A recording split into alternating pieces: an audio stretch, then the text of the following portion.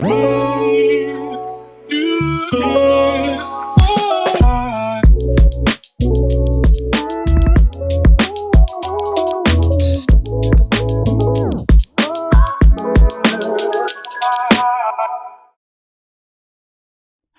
and welcome to Real Menopause Talk. My guest today is Vicki Baker.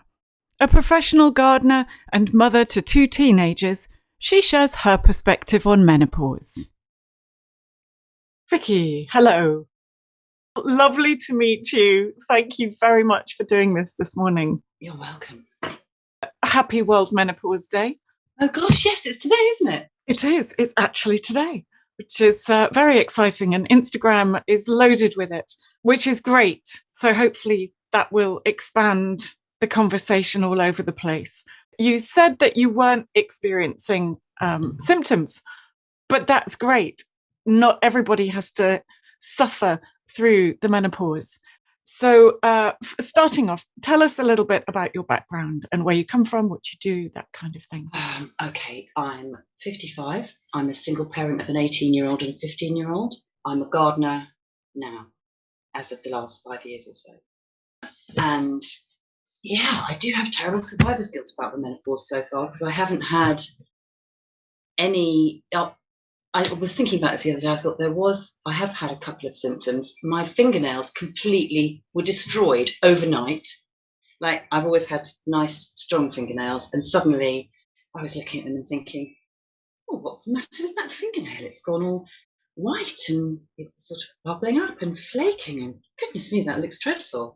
And then I realised this is apparently now a permanent thing. How annoying is that? Anyway, they're like paper, these fingernails of mine, suddenly, as is my skin. So suddenly, I can't describe it other than like, just absolutely like a crisp my skin was suddenly overnight. Skin on my face suddenly as dry as dust, and it didn't matter what I slapped on it that I already had, none of it went near that incredible dryness. I was like, wow, what is this? This is so rubbish. It doesn't matter what I put on top of my skin, it seems to be drying up from the inside out. Anyway, that is clearly a thing I discovered when I went whinging to my friends about it. And, a quick reconfigure of products and what have you, and I'm feeling much more kind of less crisp-like, but my fingernails are still absolutely knackered. When you say reconfiguration of products, have you gone for paraben-free or sulfate-free? How have you changed? Do you know what? I thought that these hormonal changes, when they happened, would be a gradual thing, and that has not been my experience. Actually, it's sort of like someone just flipped a switch overnight and I woke up with skin like a crisp. It was really obvious to me that it was nothing to do with diet or any product I was using. It was to do with something hormonal that had just gone plunging off a cliff. I thought, okay, that's really annoying, but there will be literature out there on how to fix this, or how at least to go some way towards fixing it. But I have to admit I was quite lazy, because a friend of mine had done so much reading on the menopause and had tried to talk to me about it so many times that I knew that she should be and I know also she's the queen of products. So I thought, I just need to speak to her really and say, by the way, what did you say about having skin like a crisp again? So lots and lots of vitamins. Mm-hmm. Any particular vitamins? Vitamin E, starflower oil, minerals and vitamins, I should say, glucosamine, if that's how you say it. Yeah. So joint protecting stuff I upped again, because I suddenly felt stiff one morning in my hands, like, again, overnight, like, oh, this is different. This has to be age related. This has to be a hormone thing. I did the work I could do, changing products, making sure my vitamins and minerals were sort of up to speed and all the rest of it. But I also then went on with the guidance of the same friend to the GP and just said, right, I need to be on HRT. I'd been flying through the whole menopause. I honestly had not really thought about it, other than to feel slightly guilty that I had no symptoms at all. And sort of slightly wondering, were they about to start, but thinking, no, I just don't feel that they are. And so I had sort of been having the flat earther attitude to HRT, which was born of being around when it first came onto the market, and it was quite a dicey option then. Mm-hmm. And I had that propaganda hanging around in my head. So I had sort of thought, well, I'm having no symptoms, I won't go there because I don't need to. But actually, when I woke up that one morning and thought, what's the matter? Like, my hands are stiff. This is not okay. I'm a gardener. I have to be able to move. I can't suddenly get some arthritic nonsense going on that wasn't happening before. So I spoke to Deborah and said, talk to me about HRT. And she said, you really ought to be on it because of heart health and osteoporosis. And I had not twigged those two things. The old propaganda about cancer was what was big in my mind and big on my radar. And I just hadn't really twigged that, well, actually, no, there's loads of data showing that it protects your heart and it protects your bone mass, and the time to do that is now. I'm like, okay. And she said, right, you need to go to the doctor and you need to ask for this. She basically said, make sure you get separate progesterone and you want the estrogen gel. I was like, this is brilliant. And she said, and just be very, very, very definite and brook no opposition and just sound like you know exactly what you're talking about. And just say, if they say, why do you want that? She said, because basically that's the more expensive option, but it's better. It's more expensive for them, but it's better. So if they start trying to give you anything else, don't have any of it. Don't have any of it. And just say, well, no, I've read and I've done all the reading, and this is definitely what's best for me. So that's why I want that. So I was sort of ready for a fight, which just didn't come. Maybe partly because of the virus, because this was November last year. So I think surgeries were generally preoccupied with other things. So you got what you wanted and started on HRT, and how has that affected you? Well, again, I mean, it's the perfect outcome, really. If you were already asymptomatic, I have noticed absolutely no changes whatsoever, which is perfect. I didn't want anything to change, but presumably my heart health and my risks of osteoporosis are better than they were. Mm-hmm. Going on invisibly inside me, one hopes. But other than that, nothing, which is great. Yeah, really fantastic. And goes to show that not everybody has to endure menopause and suffer through it. It is so different for every person. Would you say that there have been any overarching symptoms amongst your friends, given that you are able to talk about it together? I think it has been incredibly helpful. Bearing in mind, as I said, I'm 55 now, and all my friends are pretty much of an age. I have one or two friends who are a bit older or a bit younger, but generally speaking, we are all in the same sort of cohort. And the opening up of the conversation over the past very small number of years has coincided very usefully with quite a lot of us actually experiencing menopause or perimenopause. So definitely the general opening up of the subject has meant that we have had quite meaningful conversations altogether about it. And one thing I would say is that quite a few people seem to fly through it with no trouble. And that is not something that I think is being reflected at the moment. I think it's brilliant, the conversation's opening up. But at the moment, it's quite heavy on the people who are really suffering. And of course, there are lots of those. But there are also an awful lot of women who genuinely are just going, no, it's all fine. And that is, at the moment, underrepresented. It'd be interesting to see what happens with the scales as the conversation calms down and becomes more embedded.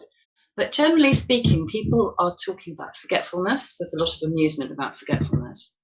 I'm not hearing so much specifically about brain fog, as in that kind of murky, can't get going.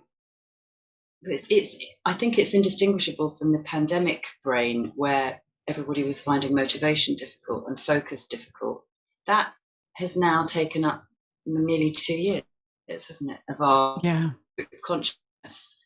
So in that time, I wouldn't care to say which was causing it, but we are all kind of grumbling about, God, I can't concentrate, and I'm finding it much harder to motivate myself and to focus. Mm-hmm. Who knows what that's all about? Hot flushes once or twice. I've got a couple of friends who are suffering from hot flushes, but by no means the majority of them, by no means. I know a couple of friends have had miserable time with sort of flooding and ridiculously heavy periods. And I know that's been going on for a while. And that must just be horrendous, because it's bad enough having to cope with an ordinary period. But, one that's become unpredictable and super heavy. Apart from anything else, it's just frightening Mm-hmm. to suddenly be losing that much blood, and worrying because you've got to keep an eye on your iron levels. And my friends who are dealing with that have my enormous sympathy. Did you have any expectations around menopause or perimenopause? Perimenopause was not really in the mainstream of discussion. So I would have been, say, I don't know, well, say 10 years ago. It seems like a long time in menopause talk. It's like Yeah. another world, isn't it? Yeah. It's really changed a lot. There wasn't really any understanding of it.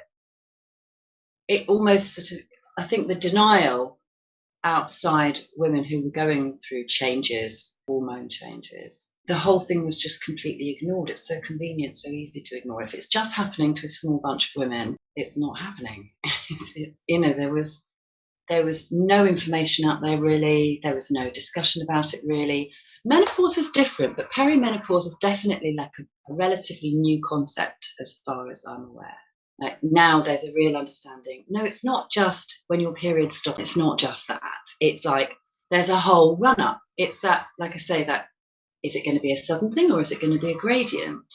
I didn't hear people really talking about perimenopause in the way they might do now. I do remember having conversations with friends about, my periods are just being really weird. Like they're turning up late, or I used to get suddenly period pain for days before I started to see any blood, 2 or 3 days.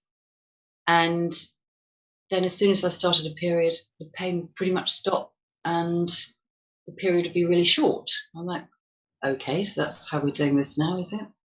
Okay, so long as I know.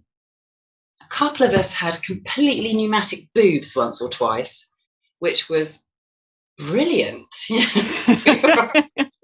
were all kind of going, wow, like, that's amazing. But we learned pretty quickly, like, we'll just enjoy those wonderful boobs, because when they collapse pretty much for good, and they don't look quite the same again.